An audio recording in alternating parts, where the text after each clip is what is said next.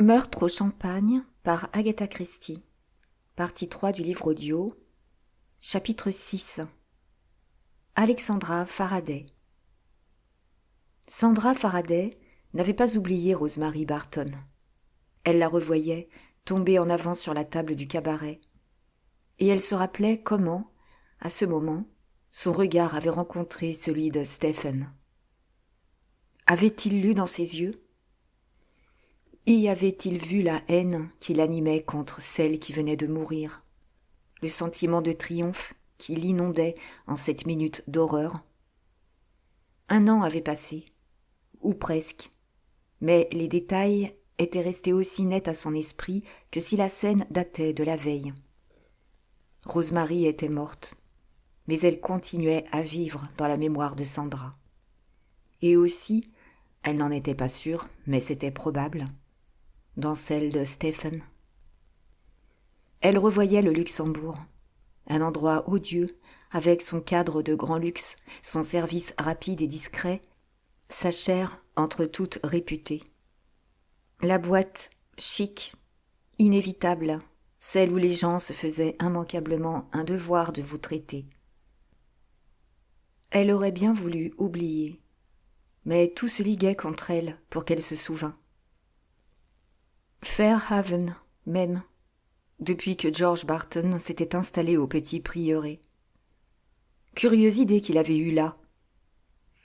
Il est vrai que lui-même était plutôt bizarre. Pas du tout le genre de voisin qu'elle souhaitait avoir. Sa présence au petit prieuré lui gâtait son séjour.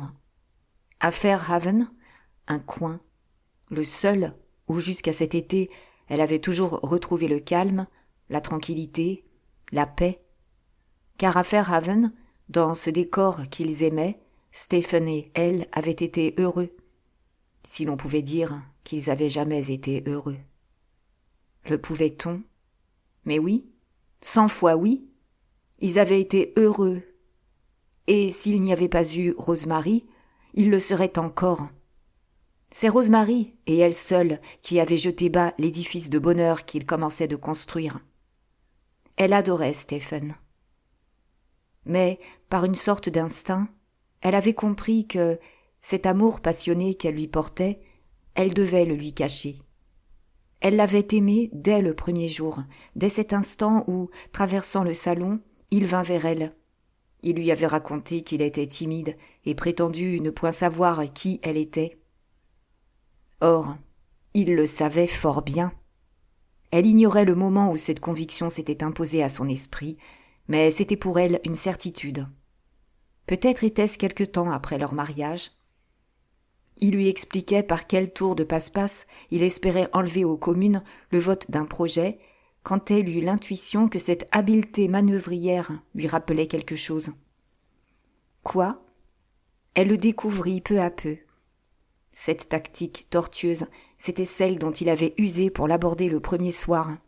La révélation ne la surprit pas. C'était plutôt comme si elle prenait conscience de quelque chose qu'elle savait depuis longtemps sans s'en douter. Dès le jour de son mariage, elle s'était rendue compte qu'il ne l'aimait pas comme elle l'aimait. Elle ne s'en était pas étonnée. Il n'y avait point de sa faute à lui. Le don d'aimer vraiment, n'est pas dévolu à tout le monde. Elle le possédait, elle, pour son malheur. Elle aimait de toute son âme, de tout son cœur, de tout son être. Et c'était, elle ne l'ignorait pas, chose exceptionnelle. Elle serait morte pour lui avec joie. Pour lui, elle était prête à mentir, à tromper, à souffrir.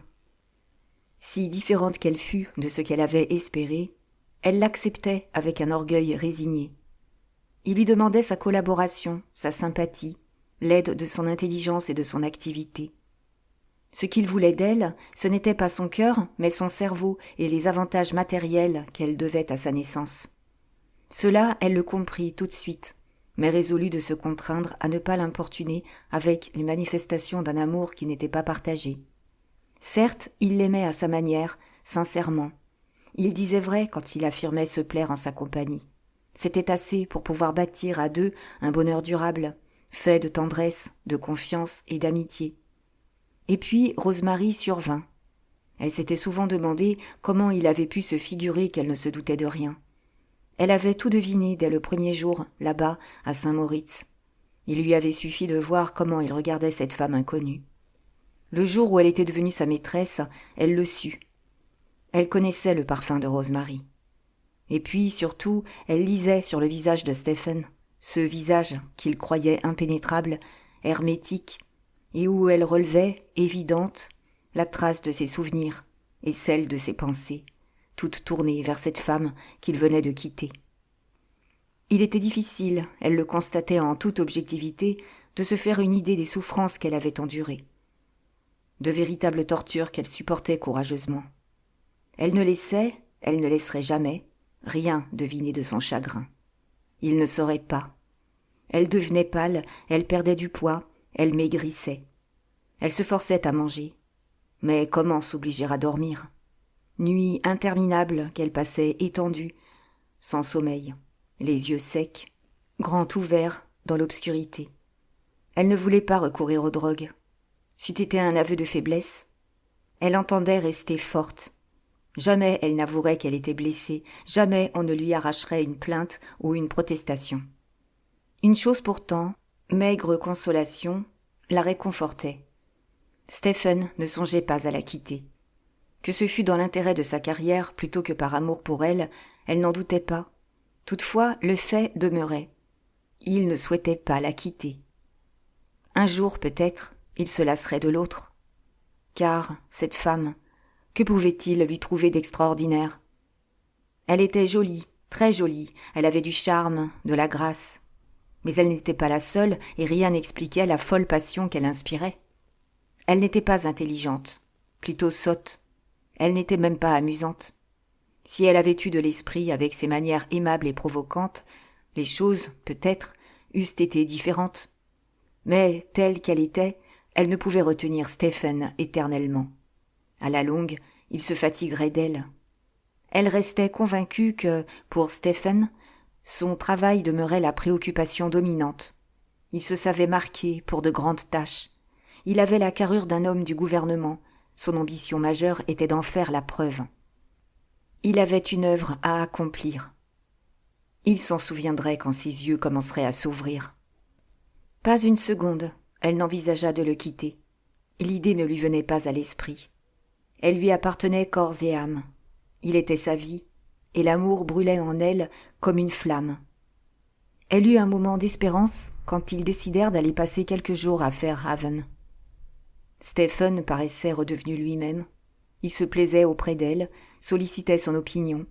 Elle se sentait plus près de lui. Il semblait vraiment qu'il échappait aux griffes de cette femme, qu'il recouvrait sa vraie personnalité, son moi authentique. Rien n'était irrémédiablement perdu. Il prenait le dessus. Peut-être irait-il jusqu'à rompre. Le retour à Londres marqua la rechute. Il lui devenait impossible de se concentrer sur son travail. Il avait l'air égaré, préoccupé, malade. Elle crut deviner pourquoi. Rosemary, c'était probable, lui avait demandé de partir avec elle. Il fallait sauter le pas, rompre définitivement avec les choses qui lui étaient chères, avec des appuis précieux. C'était à quoi il ne pouvait se résoudre. Oui, mais Rosemary, si sotte qu'elle fût, était si jolie. Sandra attendait. Au fond de lui-même, Stephen n'aimait que son métier. Mais saurait-il s'en souvenir à temps? Il ne serait pas le premier à briser sa carrière pour les beaux yeux d'une femme, quitte à le regretter ensuite. Un jour, au cours d'une cocktail party, Sandra surprit, dans la bouche de Rosemary, des propos lourds de sens. « Je parlerai à George, » disait-elle à Stephen. « Il faut se décider et en finir. » Peu après, elle s'alitait avec la grippe. De nouveau, Sandra espéra. Cette grippe pouvait dégénérer en pneumonie. Ça arrive. Une de ses amies était morte comme ça, si Rosemary venait à mourir. Cette idée, elle l'acceptait avec le plus grand calme. Sandra était assez romanesque pour haïr en toute innocence. Elle ne se faisait pas horreur. Elle haïssait Rosemary de toutes ses forces, et s'il avait suffi d'une pensée pour donner la mort, elle n'aurait pas hésité. Malheureusement, songeait-elle, les pensées ne tuent pas. Il faut autre chose. Elle revenait ainsi à cette soirée au Luxembourg. Qu'elle était donc jolie, Rosemary, ce soir-là. Elle la revoyait au vestiaire avant de passer à table. Ses épaules jaillissaient, magnifiques et blanches, d'un collet de renard bleu. Plus fine, plus pâle depuis sa maladie, elle était adorable, avec un air de fragilité qui donnait à sa beauté quelque chose d'immatériel. Devant la glace, elle se remettait de la poudre. Sandra, debout derrière elle, voyait dans le miroir leurs images jumelles. Elle remarqua qu'elle avait l'air glacée, une froide statue, sans vie, sans cœur. « Je vous donne la place à l'instant, » avait dit Rosemary. « J'ai fini. Cette grippe m'a terriblement enlaidie. Je me fais peur. Avec ça, je me sens faible et j'ai la migraine. » Sandra avait manifesté un intérêt poli. « Pas ce soir, j'espère. »« Hélas, si. Vous n'auriez pas un cachet d'aspirine, par hasard ?»« J'ai un cachet Fèvre, si vous voulez. » Ouvrant son sac, elle avait pris un cachet qu'elle avait donné à Rosemary. « Merci, je vais le mettre dans mon sac, par précaution. » La secrétaire de Barton était là, qui le regardait sans rien dire. Une grande fille brune, pas vilaine, jolie même, et qui semblait détester Rosemary. Ensuite, elles étaient sorties du vestiaire. Sandra d'abord, puis Rosemary, puis Miss Lessing. Et naturellement, la petite Iris, la sœur de Rosemary, qui se trouvait là, elle aussi. Une gamine avec de grands yeux gris-bleu, tout de blanc vêtus, et qui paraissait très énervée. Elles avaient rejoint les hommes dans le hall. Un maître d'hôtel empressé s'était porté à leur rencontre pour les conduire à leur table. Ils avaient passé sous une espèce de porche monumentale et rien, absolument rien, ne les avait avertis que, de la salle où ils entraient, l'un d'eux ne ressortirait pas vivant. Deuxième partie. Le jour des morts. Chapitre 1er. Lucia Drake était en train de gazouiller. C'était le mot dont on se servait dans la famille, et il ne manquait pas de justesse. Les propos tombaient drus des lèvres de la brave dame, et sa voix n'était pas sans agrément. Elle avait, ce matin-là, tant de choses à faire qu'elle ne parvenait à fixer son attention sur aucune. L'imminente rentrée à Londres posait 100 petits problèmes d'économie domestique qu'elle devait résoudre sur-le-champ, et il lui fallait s'occuper d'Iris, à qui, depuis quelques jours, elle trouvait mauvaise mine. « Vraiment, Iris, disait-elle, tu m'inquiètes. Tu es toute palote, avec la figure fripée de quelqu'un qui manque de sommeil. Dors-tu bien? Sinon, dis-le. Je te ferai prendre des cachets du docteur Willy. »« Willy ou Casquel ? Je ne sais plus. Et ça me fait penser qu'il faut que j'aille moi-même parler à l'épicier, car de deux choses l'une, ou les bonnes ont fait des achats de leur propre autorité, ou ils nous volent comme dans un bois. Ils nous comptent je ne sais combien de paquets de savon en paillettes, alors que nous n'en usons pas plus de 3 par semaine. Maintenant, peut-être qu'un sirop vaudrait mieux. Quand j'étais jeune fille, on me donnait du sirop Easton. Et des épinards, bien entendu. Je vais en faire à midi. Iris était trop fatiguée, et aussi trop habituée au décousu des discours de Mrs. Drake, pour lui demander pourquoi le nom du docteur Casquel l'amenait à penser à l'épicier du village. Eût-elle posé la question, la tante aurait répondu « Mais parce que l'épicier s'appelle Cranford !» Iris n'aurait pas été plus avancée. Les raisonnements de tante Lucilia n'étaient clairs que pour elle-même. Iris rassembla toute son énergie pour protester qu'elle se portait le mieux du monde. « Du tout, répliqua Lucilia. Tu as les yeux cernés. Tu es surmenée. Mais il y a des semaines que je ne fais rien. Tu crois ça? Mais le tennis est très fatigant pour une jeune fille. Et puis, je crois que l'air ici est très débilitant. Nous sommes dans un fond. Si Georges m'avait demandé mon avis, au lieu de consulter cette fille... Cette Miss Lessing dont il est coiffé. C'est une excellente secrétaire, je ne dis pas le contraire. Mais il a tort de ne pas la maintenir à sa place. C'est la pousser à se considérer comme étant de la famille, et Dieu sait qu'elle n'a pas besoin d'encouragement. Mais ma tante, en fait, il y a longtemps que Ruth fait partie de la famille. Mrs. Drake renifla. « Quelle est l'intention d'en être ?» dit-elle ensuite. « Ce n'est que trop visible. Pauvre Georges, Dès qu'il s'agit de femmes, c'est un bébé au maillot. Mais nous ne nous laisserons pas faire, et nous le protégerons contre lui-même. À ta place, Iris, je lui donnerai clairement à entendre que, si sympathique que soit sa Miss Lessing, il ne saurait être question de mariage. » Iris, stupéfaite, se récria. « Je ne crois pas qu'il ait jamais songé à épouser Ruth. » Miss Drake haussa les épaules. « Tu es une enfant, et tu ne vois pas ce qui se passe sous ton nez. Il est vrai que tu n'as pas mon expérience de la vie. » Iris sourit malgré elle. La tante, quelquefois, était vraiment comique. « Crois-moi, poursuivait Mrs. Drake, cette jeune femme ne cherche qu'à se faire épouser. Et après ? Comment ? Et après ? Tu ne te rends pas compte ? Mais si. Moi, ça me paraîtrait plutôt une excellente chose pour George. Elle l'aime beaucoup. Elle ferait une très bonne épouse, qui s'occuperait bien de lui. » À la fois vexée et indignée, Mrs. Drake riposta avec vivacité. « Il me semble qu'on s'occupe de George autant et aussi bien qu'il peut le souhaiter. Que pourrait-il avoir de plus ? Je me le demande. On lui fait la meilleure cuisine du monde, son raccommodage n'est jamais en retard, il y a dans la maison une charmante jeune fille. Et quand tu te marieras, j'espère bien être encore capable de m'occuper de son confort et de veiller sur sa santé. Aussi bien, et même mieux, que pourrait le faire une jeune intrigante sortie d'un bureau. Une secrétaire, où aurait-elle appris l'art de tenir un intérieur ?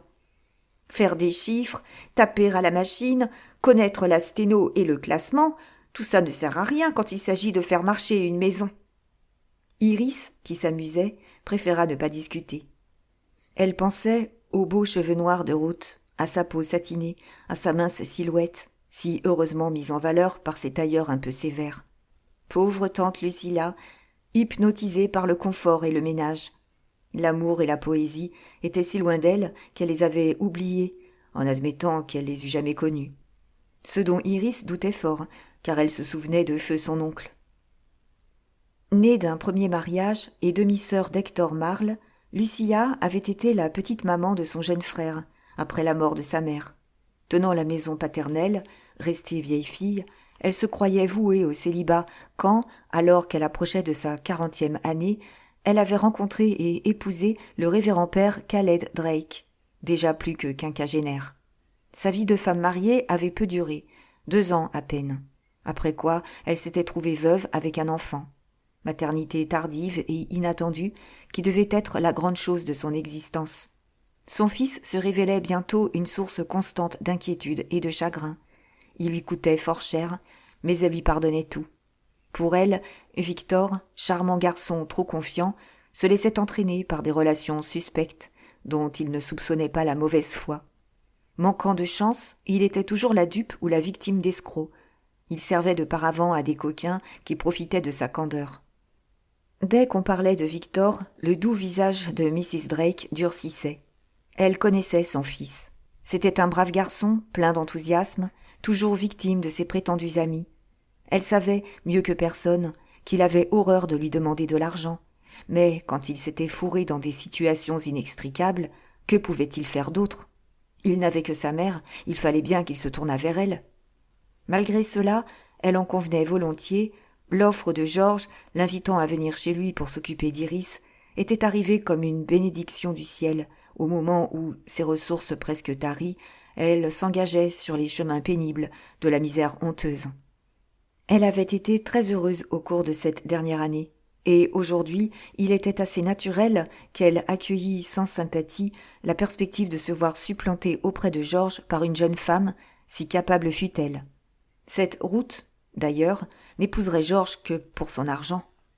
On n'irait pas lui raconter, à elle, qu'il y avait au monde une fille, une seule, qui, travaillant pour gagner sa vie, se trouvait contente de son sort. Non, les employés d'aujourd'hui étaient ce qu'elles avaient toujours été. Quand elles pouvaient mettre la main sur un homme en mesure de leur assurer une existence confortable, elles s'empressaient de laisser tomber le bureau. Cette Ruth ferait comme les autres. Très intelligente, elle avait réussi à capter la confiance de Georges. Elle lui donnait des conseils pour meubler la villa, elle s'était rendue indispensable. Mais, Dieu merci, au moins une personne savait après quoi elle courait. Mrs. Drake hocha la tête à plusieurs reprises d'un air entendu, ce qui fit doucement trembloter son double menton, puis, laissant le sujet de côté, elle en aborda un autre, plus urgent. « Je ne sais pas, dit-elle, ce qu'il faut décider pour les couvertures. Georges n'est pas arrivé à me dire clairement si nous ne reviendrions pas ici avant le printemps ou s'il se propose d'y venir de temps en temps, en fin de semaine. Impossible d'obtenir une précision. »« C'est sans doute qu'il n'est pas très fixé, fit Iris. Essayant de paraître s'intéresser à une question dont l'importance ne lui apparaissait pas, elle ajouta « Quand il fera beau, il me semble qu'il sera amusant de faire un saut jusqu'ici. Quoique, personnellement, je sais que ça ne me tentera pas. De toute façon, la maison sera là si l'on veut y venir. »« Oui, ma chérie, mais il faudrait savoir ce qu'on veut faire. Parce que, si on n'a pas l'intention de revenir avant l'année prochaine, il faut mettre des boules de naphtaline dans les couvertures, alors que, si l'on doit venir ici à l'occasion, ce n'est pas nécessaire, puisqu'on se servirait des couvertures. Et cette odeur de naphtaline est tellement désagréable. »« Alors, n'en mets pas. »« Bien sûr. Seulement, l'été a été chaud et il y a des quantités de mites. Tout le monde le dit, c'est une année à mites et à guêpes. Hawkins m'a raconté hier qu'il a détruit 30 nids de guêpes. 30. Songe un peu. » Iris songeait à Hawkins, arpentant les allées du jardin à la brune et vaporisant de l'acide cyanhydrique sur les plantes. L'acide cyanhydrique. Rosemary. Pourquoi ces pensées revenaient-elles toujours au même objet ? Mrs. Drake, cependant, continuait son monologue sur de nouveaux sujets. « Une autre chose que je me demande, c'est si l'on envoie l'argenterie à la banque ou non. Lady Alexandra dit qu'il y a eu de nombreux cambriolages dans la région. Évidemment, nous avons des volets solides, mais on ne sait jamais. Je n'aime pas la façon dont elle se coiffe. Ça lui durcit les traits. D'ailleurs, elle ne doit pas être douce. Et ce qu'elle est nerveuse. Il est vrai qu'aujourd'hui, tout le monde est nerveux. Quand j'étais jeune fille, ce n'était pas comme ça. Et ça me fait penser que je n'aime pas beaucoup la mine de Georges ces temps-ci. Il couvrait une grippe que je n'en serais pas surprise. Il m'a semblé une fois ou deux qu'il faisait de la température. C'est peut-être ses affaires qui lui donnent du souci. En tout cas, il y a quelque chose qui le tracasse. » Iris frissonna. « Qu'est-ce que je te disais ?» s'écria tante Lucilia avec l'accent du triomphe. « Toi, tu vas nous faire un rhume. » Chapitre 2. Comme je voudrais n'être pas venue ici. Sandra Faraday avait lâché ces mots avec une amertume telle que son mari, surpris, se retourna pour la regarder. Ce qu'elle venait de dire, il le pensait, lui aussi, encore qu'il eût pris soin de ne rien lui en laisser deviner. Ainsi, Sandra avait eu la même impression que lui. Il lui semblait, à elle aussi, que Fairhaven était gâché, que la tranquillité du lieu s'était envolée depuis que ses nouveaux voisins s'étaient installés de l'autre côté du parc. « Je ne savais pas, dit-il, que c'était ton sentiment, à toi aussi. » Elle expliqua. « Cette question des voisins est si importante à la campagne. Si l'on n'est pas très gentil, on est grossier. On ne peut pas, comme à Londres, se contenter d'être simplement poli et aimable. »« Non, dit-il, on ne peut pas. » « Et nous voilà maintenant conviés à cette invraisemblable partie. » Ils se turent, revivant l'un et l'autre en esprit la scène qui s'était déroulée au déjeuner.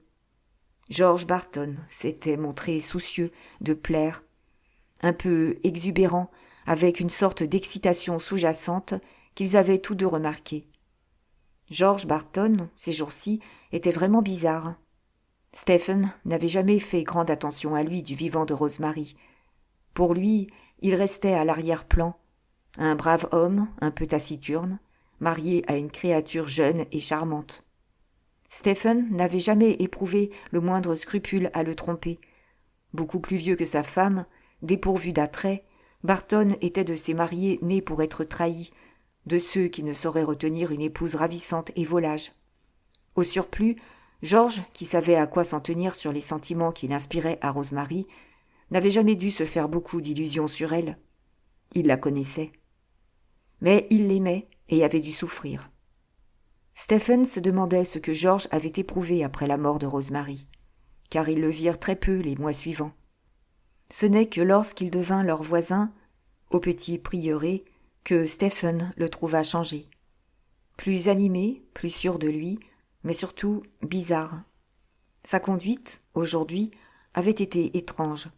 Brusquement, sans que rien lui laissait prévoir, il avait lancé cette invitation. Un souper pour fêter le 18e anniversaire d'Iris. Il tenait absolument à la présence de Sandra et de Stephen, qui s'étaient montrés des voisins si charmants. Naturellement, Sandra répondit qu'il serait ravi. Stephen serait très pris à son retour de Londres. Elle serait elle-même accaparée par toutes sortes d'obligations ennuyeuses, mais il s'arrangerait. « Alors, fixons la date, voulez-vous » Il revoyait Georges et sa grosse figure. Il souriait, engageant. « Que diriez-vous, avait-il proposé, d'un jour dans la semaine qui suivra la prochaine ?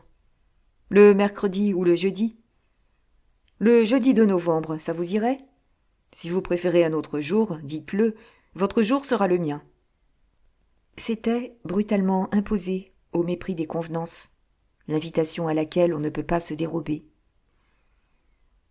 Iris Marle, Stephen, l'ayant remarqué, avait rougi, gêné. Sandra s'était montrée parfaite. Prenant son parti de l'inévitable, elle avait répondu dans un sourire que le jeudi 2 novembre lui conviendrait fort bien. « Après tout, dit Stephen à haute voix, nous ne sommes pas obligés d'y aller. » Sandra se tourna vers lui. « Tu crois ? Nous trouverons une excuse. Il insistera pour nous avoir une autre fois. Ou bien il nous demandera de choisir un autre jour. J'ai l'impression qu'il tient beaucoup à nos invités. » Je me demande pourquoi. L'héroïne de la fête, c'est Iris, et j'imagine qu'elle ne se soucie pas tellement de notre compagnie. « Non, non, fit-elle, pensive. Après un silence, elle reprit. « Tu sais où ce souper aura lieu ? » « Non. »« Au Luxembourg. » La surprise lui coupa le souffle, et il se sentit pâlir. Il dut faire un effort pour se ressaisir et regarder Sandra. Elle lui parut parfaitement calme.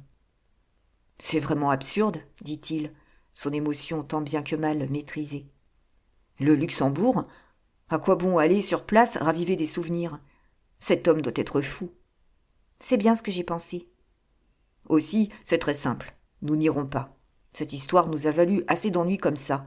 Tu te souviens ? Articles dans les journaux, photographies, etc. Je me souviens. Il ne se rend pas compte. Il y a, paraît-il, une raison à son choix. Une raison qu'il m'a donnée. Je serais curieux de la connaître. Elle répondit, sans le regarder, ce dont il lui sut gré. Après le déjeuner, il m'a prise à part afin, m'a-t-il dit, de me donner une explication qu'il estimait me devoir. Il me déclara que la petite, Iris, ne s'est jamais complètement remise du choc qu'a été pour elle la mort de sa sœur. « C'est bien possible, » dit Stephen, admettant le fait comme un regret. À table, je l'observais. Elle a l'air souffrante, et elle n'est certainement pas en très bonne santé. Je le crois aussi. Encore, paraît-il, qu'elle ne se soit pas trop mal portée ces temps derniers. J'en reviens à George Barton. Il m'a donc dit qu'Iris a fait tout ce qu'elle a pu, depuis la mort de sa sœur, pour ne pas remettre les pieds au Luxembourg. Ça l'étonne. D'après lui, c'est une erreur. Il semble avoir consulté une spécialiste des nerfs, un champion de la médecine nouvelle, qui est d'avis qu'après toute espèce de choc, il ne faut pas fuir la cause du choc, mais au contraire l'affronter. Dans les écoles d'aviation, quand un jeune pilote s'est écrasé au sol, s'il n'est pas mort, on lui fait reprendre l'air tout de suite. C'est le même principe. En somme, ce spécialiste serait plutôt partisan d'un second suicide. Il considère que, pour vaincre ses nerfs, Iris doit surmonter ses appréhensions, qu'elle ira mieux quand elle ne verra plus dans le Luxembourg que ce qu'il est réellement, un restaurant comme les autres. C'est pourquoi Barton donne ce souper auquel assisteront, autant que possible, les mêmes convives qui se trouvaient réunis au même endroit l'an dernier pour l'anniversaire de Rosemary. La soirée promet d'être vraiment charmante. « Ça t'ennuie beaucoup, Stephen ?» Une inquiétude le traversa. Mais il répondit très vite. « Non, ça ne m'ennuie pas. Beaucoup. Je trouve l'idée macabre, voilà tout. Mais personnellement, ça m'est égal et, au vrai, c'est à toi que je pensais. Si cela t'est égal, à toi aussi. » Ça ne m'est pas égal, loin de là. Mais l'invitation a été faite de telle façon qu'elle était vraiment très difficile de refuser. Remarque que, comme toi, je suis plusieurs fois retournée au Luxembourg depuis. C'est vraiment l'endroit où l'on vous traîne tout le temps. Oui, mais les circonstances, cette fois, sont très particulières. Évidemment.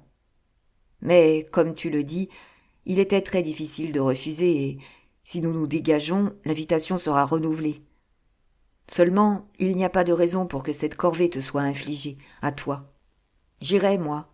Toi, tu t'excuseras à la dernière minute en invoquant une migraine, un rhume, n'importe quoi. Elle releva la tête. Ce serait une petite lâcheté. Non, Stephen. Si tu y vas, j'y vais. Sa main se posa doucement sur le bras de Stephen.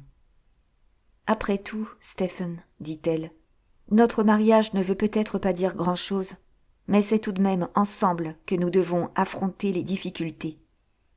Il la regarda. Cette petite phrase douloureuse lui était venue tout naturellement, comme si elle exprimait un fait sans importance, mais acquis par elle depuis longtemps. Il fut surpris et consterné. « Pourquoi » demanda-t-il avec effort. « Pourquoi dis-tu que notre mariage ne veut peut-être pas dire grand-chose » ? Est-ce que ce n'est pas vrai ? Il protesta avec énergie. « Non, 1000 fois non. Je veux que tu saches que, pour moi, notre mariage représente un tas de choses. » Elle sourit. « Je le crois, dans un certain sens. C'est vrai. Nous formons une bonne équipe, Stephen. Nous ramons sur le même bateau et nous obtenons des résultats satisfaisants. » « Ce n'est pas ce que je veux dire. » Très ému, il lui prit les deux mains et l'attira vers lui. « Sandra, ne sais-tu pas que tu es ce que j'ai de plus cher au monde ?» Elle comprit qu'il disait la vérité. Et elle le crut. C'était incroyable, inimaginable, imprévu, mais c'était. Elle se laissa aller dans ses bras et il la tint serrée contre lui, l'embrassant, murmurant des mots sans suite. « Sandra, mon amour, je t'aime, j'ai eu si peur de te perdre. » « À cause de Rosemary ?»« Oui. » Il la repoussa doucement. Il se sentait oppressé et son visage reflétait une sorte d'angoisse. « Tu savais ?»« Bien sûr. J'ai su dès le début. »« Et tu comprends ?» Elle secoua la tête. « Non, je ne comprends pas. Et je crois bien que je ne comprendrai jamais. »« Tu l'aimais ?»« Pas vraiment. Tu es la seule femme que j'ai jamais vraiment aimée. » Avec un petit sourire triste, citant les paroles mêmes de Stephen, elle dit « À partir du moment où tu m'as vu de l'autre côté du salon, n'est-ce pas ? Ne répète pas ce mensonge, Stephen, car c'était un mensonge. » L'attaque ne le déconcerta pas.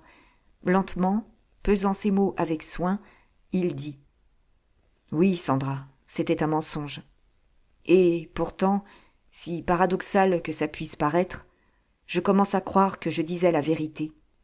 Oh, Sandra, essaie de comprendre. Il y a des gens qui trouvent toujours de belles raisons pour justifier leurs plus vilaines actions.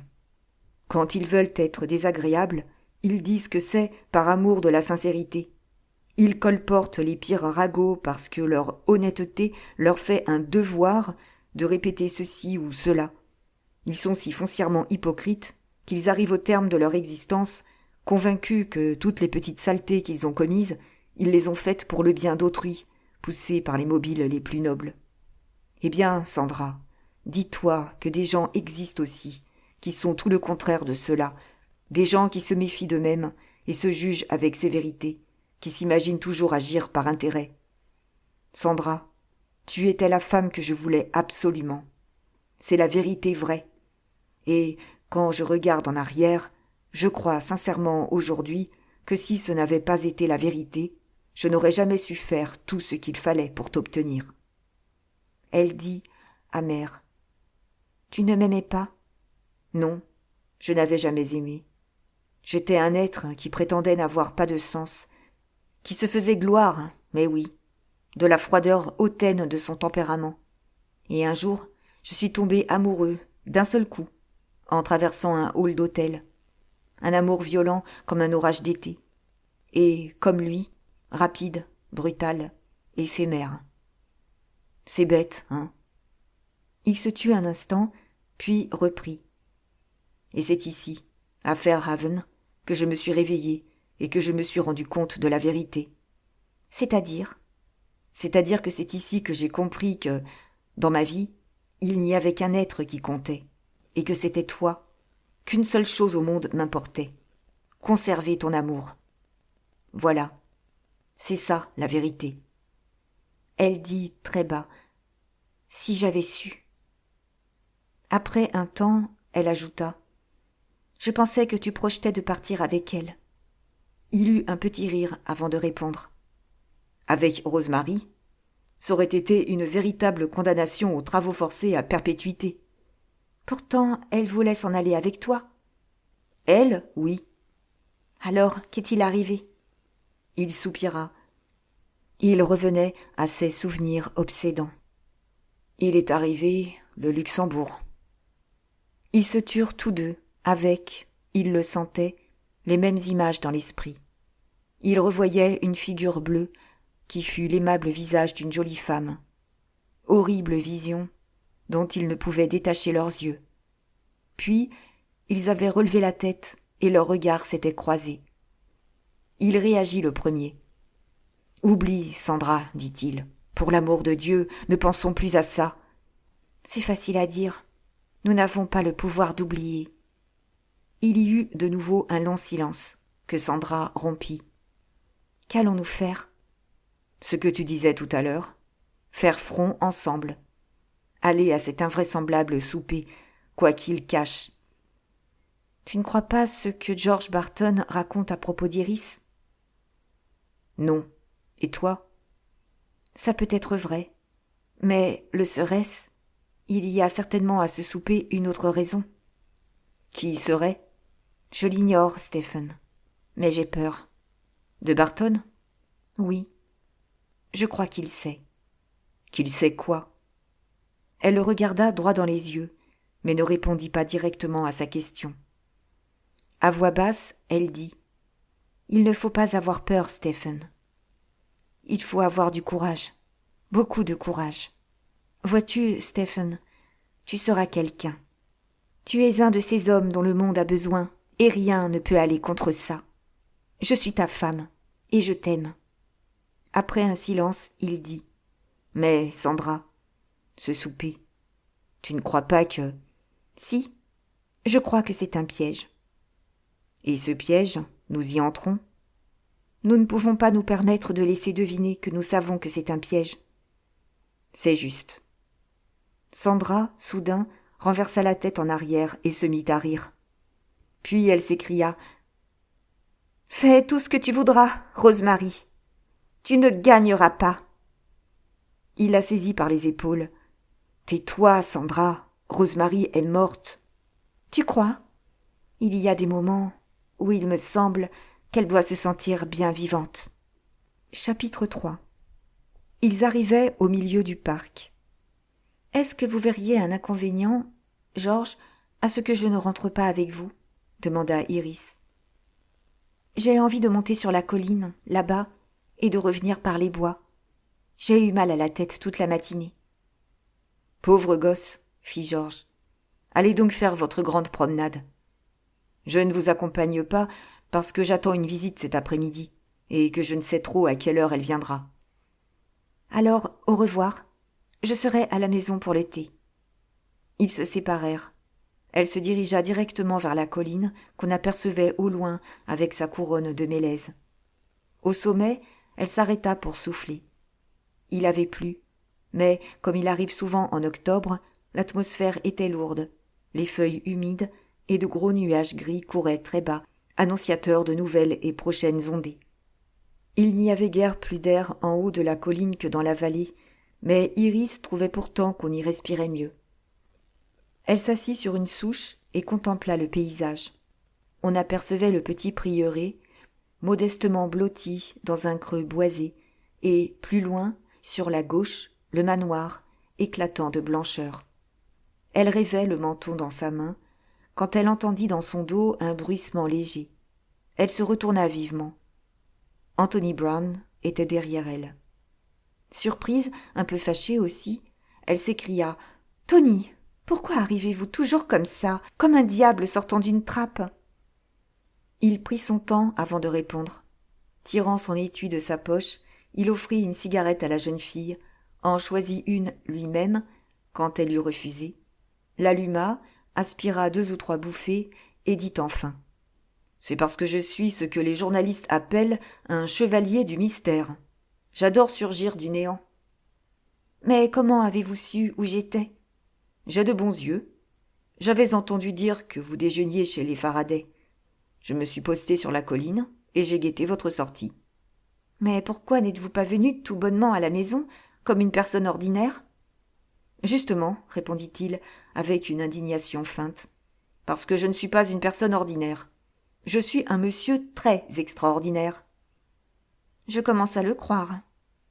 Il la considéra un instant, puis il dit : « On dirait qu'il y a quelque chose qui ne va pas. »« Pas du tout. Enfin, c'est-à-dire. »« C'est-à-dire ? » ?»« Je suis fatiguée d'être ici, avoua-t-elle avec un soupir. J'ai horreur de Fairhaven, et je voudrais rentrer à Londres. »« Vous y serez bientôt, c'est exact ? » ?»« La semaine prochaine. » S'asseyant auprès d'elle, il demanda : « Vous aimez les Faraday, Iris ? » ?»« Je n'en sais rien. Je ne crois pas. Pourtant, je dois reconnaître qu'ils ont été très gentils avec nous. »« Et eux ? Croyez-vous qu'ils vous aiment ? » ?»« Non, je ne pense pas. Je suis même persuadée qu'ils nous détestent. »« Intéressant. »« Qu'ils nous détestent ? » ?»« Non, pas ça. »« Si, c'est vrai. » »« Mais le fait que vous avez dit « nous », ma question vous concernait personnellement. »« Oh, moi, ils m'ignorent. Ils nous détestent en bloc, en tant que famille, simplement parce que nous sommes leurs voisins. Nous n'étions pas particulièrement liés avec eux, n'est-ce pas ?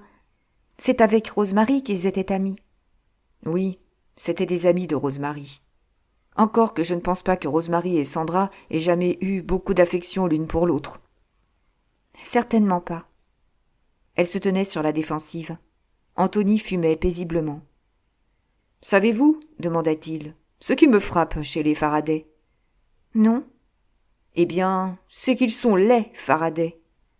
Quand je pense à eux, il n'y a pas pour moi Stephen d'une part et Sandra de l'autre. 2 individus unis par devant les autorités civiles et ecclésiastiques. Mais une entité bicéphale. Les Faraday. Unité plus rare qu'on imagine. Ils sont 2, avec une même conception de la vie, les mêmes buts, des espoirs, des craintes, des croyances identiques. Et le curieux de l'affaire, c'est que leurs caractères ne se ressemblent pas du tout. Stephen serait plutôt un homme d'une grande largeur de vue, très sensible à l'opinion d'autrui, mais manquant parfois de confiance en soi et assez dépourvu de courage moral. Sandra, elle, a l'esprit étroit, mais elle ne reculera devant rien pour servir ceux qu'elle aime, et elle est brave jusqu'à la témérité. Stephen m'a toujours fait l'effet d'être prétentieux et bête. Il n'est pas bête du tout. Il est comme les gens qui ont réussi. Il est malheureux. Malheureux ? La plupart des gens qui réussissent sont malheureux. C'est parce qu'ils sont malheureux qu'ils ont réussi. Ce sont des tempéraments qui ont besoin de se prouver à eux-mêmes qu'ils existent, ce qui les amène à faire des choses épatantes. Vous avez des idées bien singulières, Tony. Examinez-les de près, vous verrez qu'elles sont justes. Les gens heureux ne font jamais rien de grand, parce qu'ils sont satisfaits d'être comme ils sont, et qu'il leur est parfaitement égal de ne rien faire de sensationnel. C'est mon cas. J'ajoute que ces gens-là sont généralement de commerce agréable. C'est encore mon cas. Vous avez de vous-même une très bonne opinion. Je me borne à attirer votre attention sur mes qualités pour le cas où elles vous auraient échappé. Iris s'amusait. Elle se sentait de bonne humeur, toutes ses idées noires envolées. « Venez prendre le thé à la maison, dit-elle, après avoir regardé l'heure à sa montre. Venez faire bénéficier d'autres mortels des incomparables agréments de votre société. »« Impossible aujourd'hui. Il faut que je rentre. » Elle se tourna vivement vers lui. « Enfin, fit-elle, pourquoi ne voulez-vous jamais venir à la maison ? Il doit y avoir une raison. » Il haussa les épaules. Disons que je suis susceptible et qu'il ne suffit pas qu'on m'offre l'hospitalité pour que je l'accepte. Je ne suis pas très sympathique à votre beau-frère, hein, vous savez, et il me l'a clairement laissé entendre. Ne vous occupez donc pas de Georges. Vous êtes mon invité et celui de tante Lucilia. C'est une charmante vieille dame. Vous verrez, elle vous plaira. J'en suis convaincu, mais je maintiens mon refus. Du temps de Rosemary, vous veniez chez nous. Ça, c'est autre chose. Iris sentit son cœur se glacer. Pourquoi êtes-vous venu ici, aujourd'hui demanda-t-elle. Vous aviez une affaire à traiter dans ce coin perdu du monde? Vous avez deviné. Une affaire très importante et qui vous intéresse. Iris, je suis venu spécialement pour vous poser une question. Cette fois, le cœur d'Iris se mit à battre à coups précipités. Son émotion était celle-là même que les femmes ont toutes éprouvée en une certaine minute de leur vie, et cela depuis des temps immémoriaux. Cependant, elle s'appliquait à avoir l'air intriguée, exactement comme fit un jour, selon toute probabilité, son arrière-grand-mère, quelques instants avant de dire à un certain monsieur « Oh, mais c'est que votre demande est tellement inattendue !» Tournant vers lui un visage faussement innocent, elle dit « De quoi s'agit-il » Il la regarda. Il était grave. « Répondez-moi franchement, Iris. Voici ma question. Avez-vous confiance en moi ?» Elle fut déçue. Elle attendait autre chose. Il s'en aperçut et dit « Je sais, vous ne pensiez pas que c'était ça que j'allais vous demander. Mais, Iris, ce n'en est pas moins une question très importante. À mes yeux, la plus importante du monde. Et c'est pourquoi je la répète. Iris, avez-vous confiance en moi ?» Elle hésita l'espace d'une seconde avant de répondre, les yeux au sol. « Oui. » Alors, poursuivant. Je vais vous demander autre chose. Voulez-vous venir à Londres avec moi et m'épouser sans rien dire à personne ? Elle le regarda avec stupeur. « Mais ce n'est pas possible, absolument pas. » « Vous ne pouvez pas m'épouser ? » ?»« Pas comme ça. » »« Pourtant, vous m'aimez. Car c'est bien sûr, n'est-ce pas ? Vous m'aimez. » »« Oui, Anthony, je vous aime. » »« Cependant, vous ne voulez pas m'accompagner en l'église Sainte-Elfrida, paroisse de Bloomsbury, la mienne depuis quelques semaines, ce qui me confère le droit d'y contracter mariage dans les délais les plus brefs. » »« Vous ne voulez pas ? » ?»« Comment le voudrais-je, Tony ? Georges serait ulcéré et tante Lucilia ne me pardonnerait jamais. Et puis, je ne suis pas majeure. Je n'ai que 18 ans. » »« Pour l'âge, on mentirait. Je ne sais quelle peine on encourt pour avoir épousé une mineure sans le consentement de son tuteur. Au fait, qui est-ce, votre tuteur ? » ?»« C'est Georges. C'est lui aussi qui administre mes biens. » »« Ça ne change rien à l'affaire. Les peines possibles ne m'effraient pas, puisqu'elles ne peuvent pas aller jusqu'à nous démarier. Et c'est la seule chose qui importe. »« Non, c'est impossible. Ce ne serait pas bien. Et puis, pourquoi ? Pourquoi voulez-vous m'épouser tout de suite ? » ?»« C'est justement parce que je ne veux pas vous le dire que je vous ai demandé, avant tout, si vous aviez confiance en moi. Mes raisons sont excellentes, mais il faudrait me croire sur parole. » Elle poussa un soupir et dit « Si seulement Georges vous connaissait un peu mieux. Venez avec moi jusqu'à la maison. Il n'y a que Georges et tante Lucilia. » »« Vous croyez ? » Comme elle l'interrogeait des yeux, il expliqua. « En venant ici, tout à l'heure, j'ai aperçu un homme dans la grande allée du petit prieuré. Et l'amusant, c'est que cet homme, il me semble bien l'avoir déjà rencontré. »« Vous avez raison, fit-elle. J'avais complètement oublié. Georges attendait quelqu'un cet après-midi. »« Si c'est l'homme que j'ai connu autrefois, il s'appelle Race. Le colonel Race. »« Ce doit être lui. Georges connaît effectivement un colonel Race. Il devait être de ce souper où Rosemary... » Sa voix tremblait. Elle se tut. Anthony lui prit la main et la pressa fortement. « Ne pensez pas à ça, chérie. » Elle eut un geste désolé. « Je ne peux pas m'en empêcher. »« Anthony ?»« Oui. » « Vous est-il jamais arrivé, avez-vous jamais pensé Elle ne parvenait pas à traduire sa pensée avec des mots. Avec effort, elle dit enfin. « Vous ne vous êtes jamais dit que Rosemary ne s'était peut-être pas donné la mort? Qu'elle a pu être assassinée ?» Il se récria. « Grand Dieu, Iris, que dites-vous là? Qui a pu vous mettre cette idée-là dans la tête ?» Elle insistait. « Elle ne vous est jamais venue, à vous, cette idée ?»« Jamais. Rosemary s'est suicidée, ça ne fait aucun doute. » Comme Iris se taisait, il répéta la question à laquelle elle n'avait pas répondu. « Mais qui diable vous a mis cette idée en tête ?» Une seconde, elle fut sur le point de lui parler de ce qu'elle savait, mais finalement, elle n'en fit rien. « C'est une idée qui m'est venue comme ça, dit-elle simplement. « Eh bien, fit-il en riant, vous êtes une petite sotte et il faut oublier ça. » Il se leva et lui mit un baiser sur la joue. « Et maintenant, adorable petit imbécile, oubliez ces idées morbides, c'est un ordre. Oubliez, Rosemary, et pensez à moi. » Chapitre 4. Tout en tirant sur sa pipe, le colonel Race considérait George Barton avec attention. Il y avait entre eux un écart d'une 20aine d'années. Race avait dépassé la 60aine. D'allure assez militaire, c'était un homme de belle taille, qui se tenait très droit, avec une figure cuite au soleil, des cheveux grisonnants coupés courts et, sous d'épais sourcils noirs, un regard luisant d'intelligence. Il avait connu Barton tout enfant, un des oncles de George étant le voisin de campagne de la famille Race.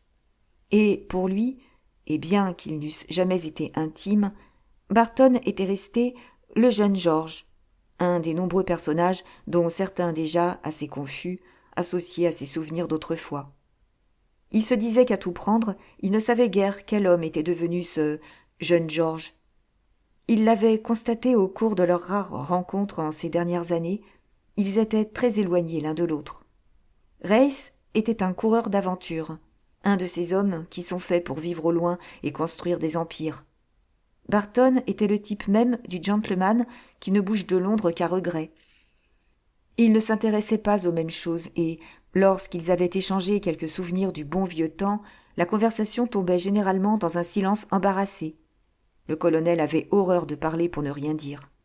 Il était du modèle fort et silencieux, si cher autrefois aux auteurs de romans feuilletons. Tout en se demandant pourquoi le jeune George avait tellement tenu à le voir, il essayait de déterminer la nature du changement qui semblait s'être produit dans le personnage depuis leur dernière rencontre, vieille d'environ 1 an. Barton l'avait toujours frappé par sa lourdeur. Il était prudent, pratique et sans imagination. Aujourd'hui, si subtile que fût la différence, il ne le retrouvait pas tout à fait. Il y avait certainement quelque chose qui n'allait pas. Barton était nerveux en diable. 3 fois déjà, et cela ne lui ressemblait guère, il avait rallumé son cigare. Le colonel retira sa pipe de sa bouche et dit « Alors, jeune George, nous avons des ennuis ?»« Le mot est faible, Race. J'ai besoin de vos conseils. Et de votre aide. Je vous écoute. Il y a 1 an à peu près, vous deviez souper avec nous à Londres, au Luxembourg. À la dernière minute, vous vous êtes excusé. Vous partiez en voyage. » Race approuva du chef et dit « Afrique du Sud. » À ce souper, ma femme mourut. Race semblait mal à l'aise. « Je sais, fit-il, j'ai lu ça dans les journaux. Je ne vous en ai pas parlé tout à l'heure, et je ne vous ai pas présenté mes condoléances, parce que je ne voulais pas réveiller de tristes souvenirs. Mais croyez, mon vieux, que je vous plains beaucoup. Beaucoup. »« Merci, fit Barton. Mais il ne s'agit pas de cela. Il paraît que ma femme s'est suicidée. » Race fronça les sourcils. « Comment il paraît ?»« Lisez ça. » Le colonel prit les lettres qui lui tendaient, les examina d'un rapide coup d'œil et dit « Des lettres anonymes ?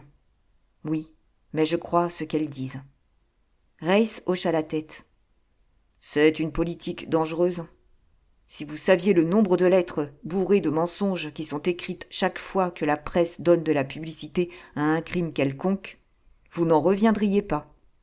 Je sais, Mais ces lettres n'ont pas été envoyées au moment de l'événement, mais 6 mois après.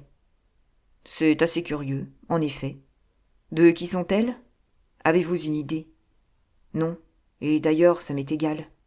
La seule chose qui importe, c'est que je crois ce qu'elles disent. Ma femme a été assassinée.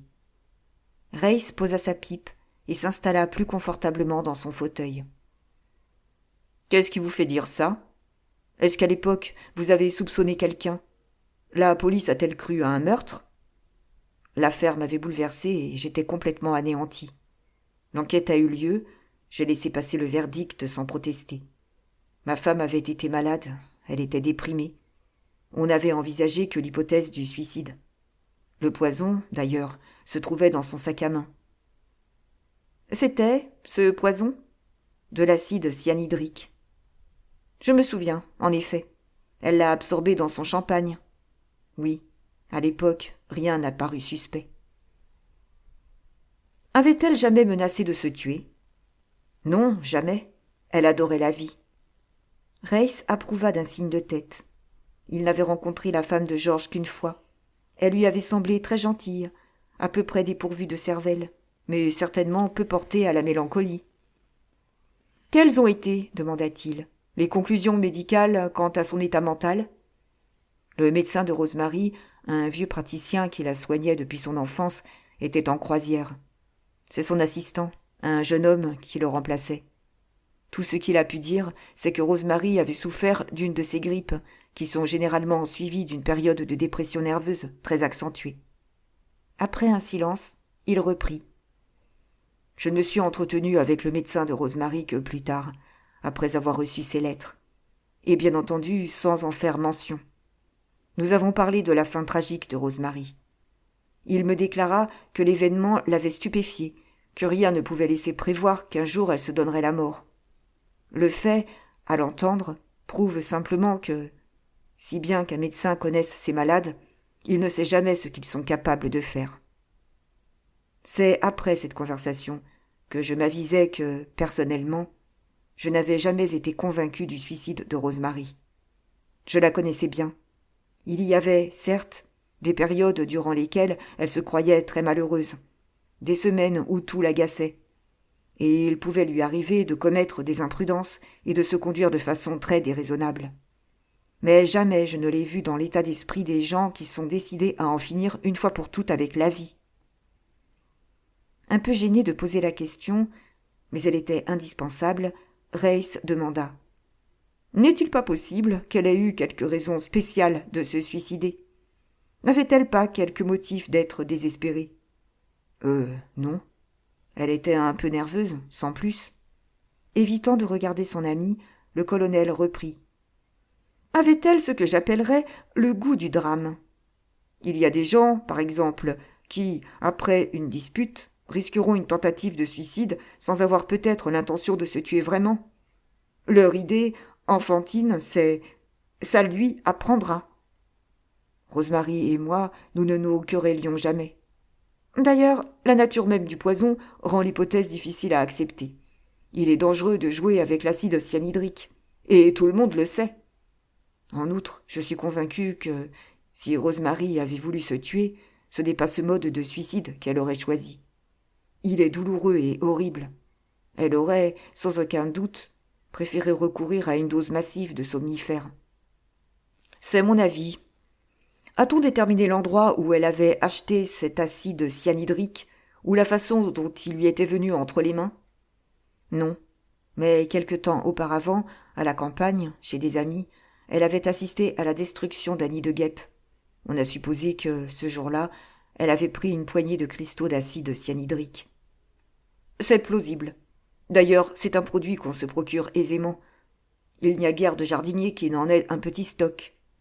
Il réfléchit un instant et dit « Résumons-nous, Barton. On n'a pas prouvé qu'elle ait songé au suicide. Pas prouvé qu'elle l'ait préparé. Il n'y a donc pas de preuve positive du suicide. Mais j'imagine qu'il n'y a pas non plus de preuve positive du meurtre. La police, qui est moins endormie qu'on ne le prétend parfois, les aurait découvertes. À condition de les chercher. L'hypothèse d'un crime était tellement invraisemblable. Et 6 mois plus tard, vous la trouvez très admissible ? Je crois, répondit Georges lentement, que les résultats de l'enquête ne m'ont jamais donné satisfaction. Qu'au fond de moi-même, sans en avoir conscience, j'ai toujours cru à l'assassinat, et que ces lettres m'ont simplement, si j'ose dire, révélé ce que je savais déjà.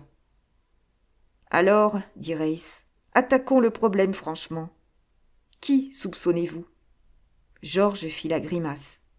C'est bien là le terrible de l'affaire, expliqua-t-il.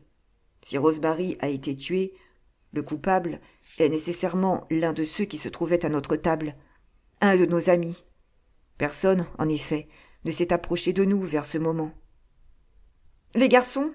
Qui s'occupait du champagne ? Charles, le maître d'hôtel du Luxembourg. Vous le connaissez ? Race fit signe que oui.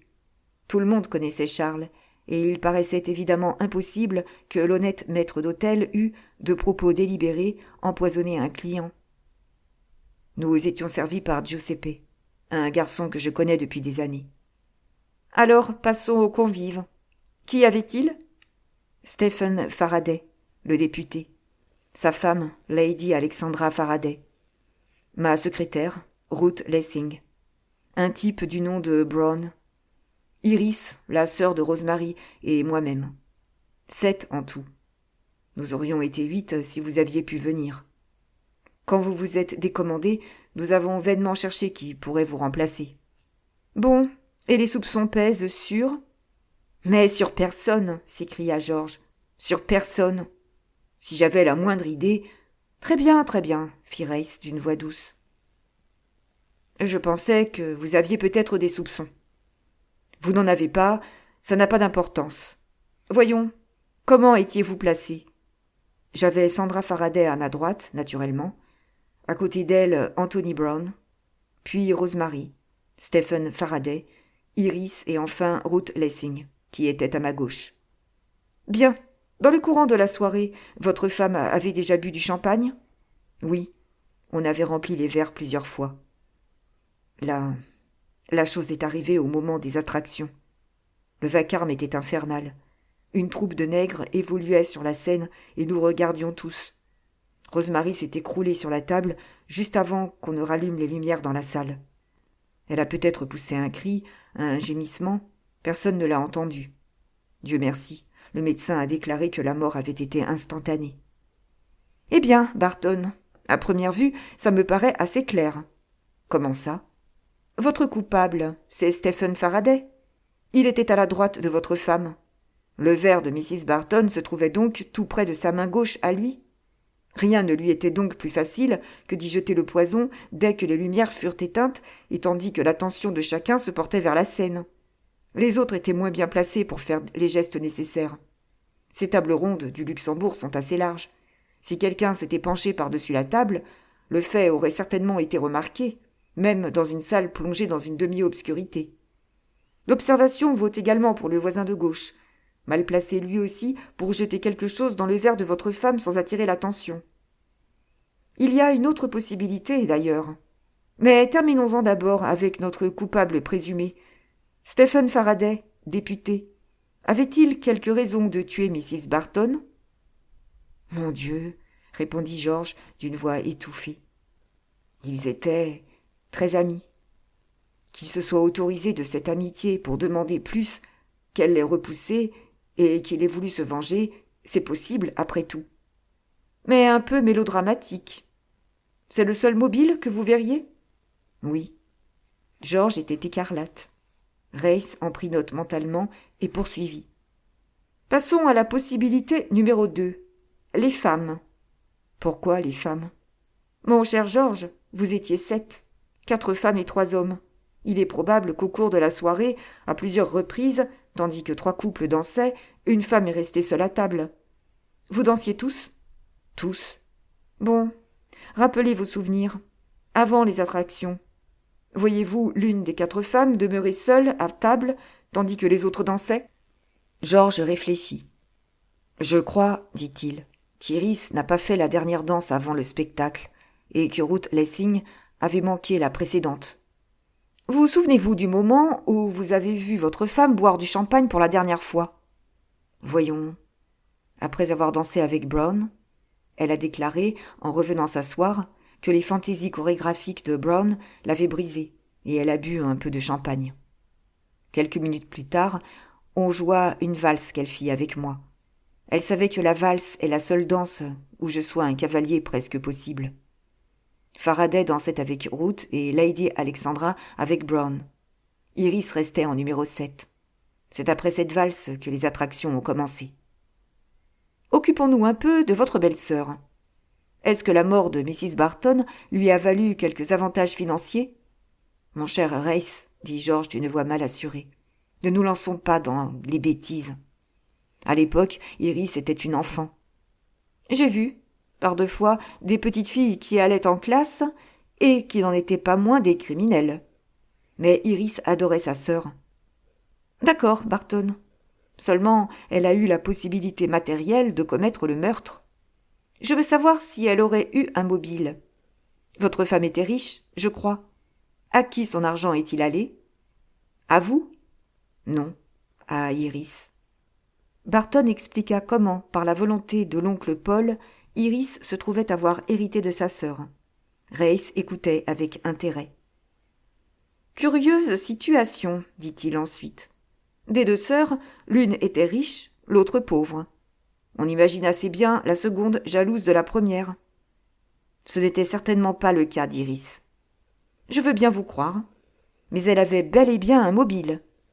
Retenons ça et poursuivons. Qui voyons-nous encore ayant pu avoir un mobile ? Personne. Non, vraiment personne. Rosemary n'avait pas d'ennemis. Je me suis renseignée, j'ai posé des questions, j'ai essayé de savoir. J'ai même acheté cette maison pour être près des Faraday afin de... Il s'interrompit net, laissant sa phrase inachevée. Race avait repris sa pipe, dont il grattait le fourneau. Il dit, sans lever les yeux. « Vous ne croyez pas, jeune George, qu'il vaudrait mieux me dire tout ? » ?»« Comment ça ? Vous me cachez quelque chose.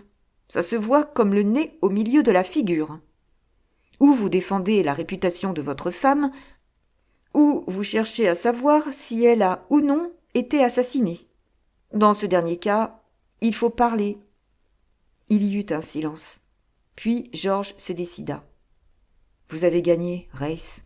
Je parle. » Toujours occupé à nettoyer sa pipe, Race lâcha la question qu'il tenait prête. « Vous avez des raisons de croire que votre femme avait un amant. C'est bien ça ? » ?»« C'est ça. »« Stephen Faraday ? » ?»« Je n'en sais rien. Parole d'honneur, je n'en sais rien. C'était peut-être lui, mais peut-être aussi était-ce l'autre, Brown. Lequel des deux ? Je n'arrive pas à me faire une opinion. Parlez-moi un peu de cet Anthony Brown. C'est curieux, il me semble que je le connais de nom. Je ne sais exactement rien de lui. Et tout le monde est à peu près comme moi. C'est un garçon assez sympathique, assez amusant, mais dont on ignore tout. Il passe pour américain, mais il n'a pour ainsi dire pas d'accent. L'ambassade pourra peut-être nous renseigner. Alors, Faraday ou Brown ? Je vous répète, Race, que je n'en sais rien. Un jour, j'ai surpris ma femme écrivant une lettre. J'ai examiné son buvard. Il s'agissait bien d'une lettre d'amour, mais rien ne permettait de deviner le nom du destinataire. Race dit, les yeux ailleurs. Voilà qui nous ouvre des horizons. Lady Alexandra, par exemple, entre dans le jeu, s'il y avait quelque chose entre son mari et votre femme. Elle est de ces gens calmes qui sont habités de passions violentes. L'espèce donne souvent des criminels. Nous progressons, Barton. Nous avons déjà le mystérieux Monsieur Brown, les deux Faraday et Iris Marle. Quid de la troisième femme, Ruth Lessing ? Ruth n'a certainement rien à faire là-dedans. S'il y a quelqu'un qui n'a pas de mobile, c'est bien elle. Vous m'avez dit qu'elle était votre secrétaire, je crois. Quel genre de fille est-ce ? La fille la plus remarquable qui soit, répondit George avec conviction. Pratiquement, elle fait partie de la famille, et je la considère comme mon bras droit. Il n'est personne de qui j'ai meilleure opinion, personne non plus à qui je fasse plus complètement confiance. Vous semblez avoir pour elle une vive sympathie. C'est trop peu dire, Race. Ruth est une femme étonnante, sur qui je me décharge d'un tas de choses. C'est l'être le plus sûr, le plus loyal que la terre ait jamais porté. Race murmura quelque chose comme et passa à un autre sujet. Rien dans son attitude n'avait laissé deviner à George qu'il venait d'ajouter Ruth Lessing à la liste de ses suspects. Il tenait que l'être le plus loyal que la terre eût jamais porté pouvait avoir une excellente raison de souhaiter voir Mrs. George Barton dans un monde meilleur. Que ses mobiles fussent intéressés ou qu'elle fût authentiquement amoureuse de son patron, elle pouvait se considérer comme une deuxième Mrs. Barton très possible. Et c'est très suffisant pour expliquer un geste criminel. Gardant pour lui ses réflexions, il dit « J'imagine, George, que vous vous rendez compte que vous aviez vous-même d'assez sérieuses raisons d'être l'assassin. » « Moi ?» George tombait des nues. « Dame, fit Race, souvenez-vous d'Othello. » George respira. « Je vois ce que vous voulez dire, » répondit-il. « Mais la comparaison n'est pas valable. Sans doute, j'adorais Rosemary. Mais je savais, en l'épousant, qu'il y avait des choses dont je devrais prendre mon parti. Elle avait de l'affection pour moi, beaucoup d'affection même, et aussi de la tendresse. Seulement, que voulez-vous ? Je ne suis pas un homme très gai, très réjouissant. Je ne suis pas un héros de roman, et je le sais. Je n'ignorais pas, en l'épousant, que je ne serais pas à la fête tous les jours. Et d'ailleurs, j'étais prévenu. Évidemment, j'ai souffert. Mais de là à supposer que j'ai pu toucher un cheveu de sa tête... » Il s'interrompit et, sur un autre ton, poursuivit. « Au surplus, si j'étais le coupable, pourquoi diable irais-je aujourd'hui réveiller une histoire qu'on peut considérer comme morte et enterrée ? Il y a eu un jugement, l'enquête a conclu au suicide, l'affaire est classée. Alors ? Vous avez raison, Barton, et je dois dire que je n'ai pas retenu l'hypothèse un seul instant. Si vous étiez l'assassin, ayant reçu ces 2 lettres, vous les auriez gentiment jetées au feu et vous n'auriez rien dit. Et ceci me ramène à un point qui me semble d'une importance capitale. Ces lettres, qui les a écrites ? Je n'en ai pas la moindre idée. C'est un détail qui ne paraît pas avoir retenu votre attention et qui m'intéresse au contraire énormément. C'est d'ailleurs la première question que je vous ai posée. À mon avis, nous pouvons tenir pour certain qu'elles ne viennent pas de l'assassin. Comme vous venez de le dire, il n'a aucun intérêt, lui, à rouvrir le dossier d'une affaire qui s'est pour lui très heureusement terminée. Alors, ces lettres, de qui sont-elles ? D'un domestique ? George avait parlé pour dire quelque chose. « C'est possible, » fit Race, sans enthousiasme. Lui non plus. Reste à savoir de quel domestique. Rosemary avait-elle une femme de chambre à qui elle fit ses confidences ? Non. Nous avions à l'époque une cuisinière, Mrs. Pound, qui est toujours ici, et 2 femmes de chambre qui ne sont pas restées avec nous très longtemps, et qui nous ont quittés. Race réfléchit un instant. « Barton, dit-il ensuite, si vous voulez mon avis, ainsi que je le crois, le voici. Il vous faut, avant de rien décider, reconsidérer l'affaire très sérieusement. Rosemary est morte, et rien de ce que vous ferez ne lui rendra la vie. Il n'est pas prouvé, je l'admets, qu'elle se soit suicidée, mais il n'est pas prouvé non plus qu'on l'ait assassinée. Disons, par hypothèse, qu'on l'a tuée. Voulez-vous vraiment que l'on rouvre l'enquête ? La chose n'ira pas sans une publicité fort désagréable. La presse fouillera dans votre vie privée. On parlera ouvertement des aventures de votre femme. » George ne le laissa pas aller plus loin. « Et si je ne bouge pas, s'écria-t-il, il y a un salopard qui se tirera de tout ça, la tête haute. Vous voulez que ce phraseur de Faraday, avec sa tête à claque, continue sa brillante carrière d'assassin ? Non, Race, vous ne pouvez pas me conseiller de laisser ça là. Je tenais simplement à souligner les inconvénients de l'action que vous voulez entreprendre. Je veux faire la lumière. Très bien. Il ne vous reste qu'à prendre vos 2 lettres et aller trouver la police. Elle découvrira leur auteur assez facilement, c'est certain, et il n'y aura plus qu'à le faire parler. Rappelez-vous seulement que la machine mise en route, vous ne pourrez plus l'arrêter. Je n'ai pas l'intention de recourir à la police, et c'est pour cela que j'ai voulu vous voir. Je vais tendre un piège au meurtrier. Que diable voulez-vous dire ? Simplement que je vais donner au Luxembourg un petit souper auquel vous assisterez. Il y aura là tous ceux que j'avais conviés à fêter l'anniversaire de Rosemary. Les Faraday, Anthony Brown, Ruth et Iris. Tout est déjà arrangé. Mais où voulez-vous en venir ? Cela, dit Georges, avec un petit rire. C'est mon secret. Tout serait fichu si je le disais maintenant, même à vous. Je désire que vous arriviez sans idée préconçue, et que vous regardiez ce qu'il va se passer. Le colonel fronça le sourcil. « Je n'aime pas beaucoup ça, dit-il. C'est mise en scène à grand spectacle, c'est très joli dans les livres. Dans la vie, ça n'existe pas. Adressez-vous à la police, c'est le meilleur conseil que je puisse vous donner. Elle mettra à votre disposition des gens sérieux qui ont l'habitude de ces sortes de problèmes, des professionnels. En fait d'enquête criminelle, les amateurs sont contre-indiqués. C'est bien pourquoi j'ai fait appel à vous. Vous n'êtes pas un amateur. Parce que j'ai travaillé un peu pour l'Intelligence Service. Vous êtes bien indulgent. Mais de toute façon, que pourrais-je faire si vous me laissez dans le noir ? C'est absolument nécessaire. Reiss secoua la tête. Je regrette, fit-il, mais je refuse. Votre projet ne me dit rien de bon, et il ne faut pas compter sur moi. Soyez gentil, Georges, abandonnez votre idée. Impossible, tout est prêt, et j'irai jusqu'au bout. Ne vous entêtez donc pas. Je connais ces choses-là un peu mieux que vous, et je vous répète que je n'aime pas du tout ce que vous vous proposez de faire.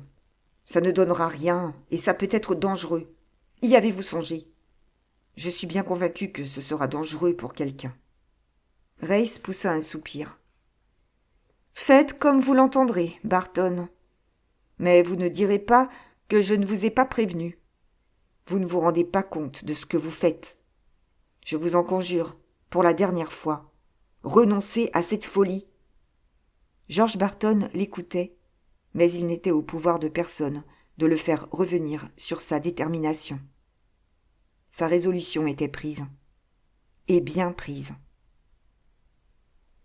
Merci pour votre écoute. N'oubliez pas de vous abonner, de mettre un like, un commentaire et partager. À bientôt pour la suite.